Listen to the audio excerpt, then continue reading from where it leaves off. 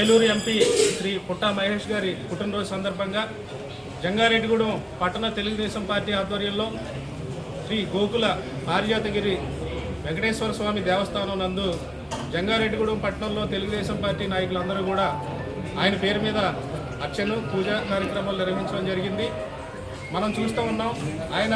MP అయిన 22 నెలల్లోనే ఏలూరు పార్లమెంట్లో అనేక కార్యక్రమాలు రైతులకి పొగాకు పామాయిలు గిట్టుబాటు ధర కల్పించడమే కాకుండా ఏలూరు జంగారెడ్డిగూడెం 4-వే లైన్కు కృషి చేసి దాన్ని సాధించడం, అలాగే ఆయన సొంత నిధులతో అనేక సేవా కార్యక్రమాలు చేయడం, సిఎస్ఆర్ యాక్టివిటీ కింద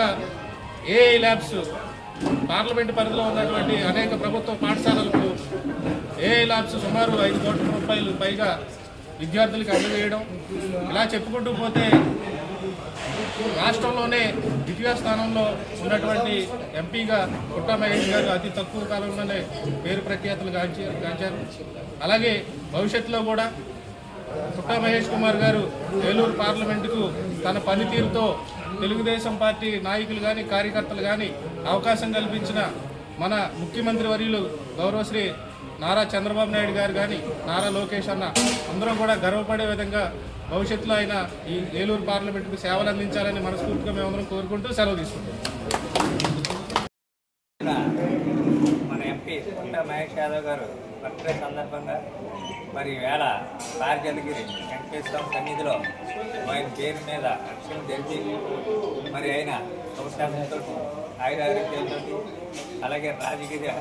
భవిష్యత్తులో మంచి పేరు సంపాదించుకోవాలని చెప్పి మరి పూజలు చేయడం జరిగింది. మరి యొక్క కార్యక్రమానికి కూటమి నాయకులు అందరూ కూడా ఇచ్చేసి మరి ఆశీర్వాదాలు తీసుకోవడం జరిగిందని చెప్పి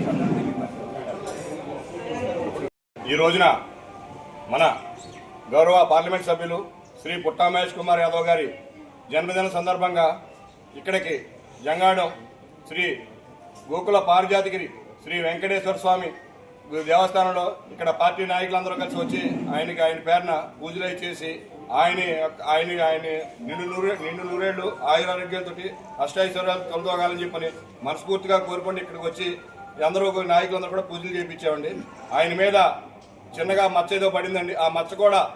క్లీన్గా వచ్చి ఆయన శుభ్రంగా అన్నీ వచ్చి మళ్ళీ ప్రజా జీవితంలోకి వచ్చి అందరినీ పరిపాలించి మమ్మల్ని అందరినీ పరిపాలించి శుభ్రంగా యోగక్షేమాలన్నీ చూడాలని చెప్పి నేను తెలియజేసుకుంటూ ఆ వెంకటేశ్వర స్వామిని ఆయన ఎంతో చల్లగా ఉండి అందరినీ కూడా ఆయన యొక్క మంచి చెడ్లను చూడాలని చెప్పని మనస్ఫూర్తిగా కోరుకుంటూ ఇక్కడ కూటమి నాయకులందరికీ కూడా ధన్యవాదాలు తెలియజేస్తాను. జన్మదిన సందర్భంగా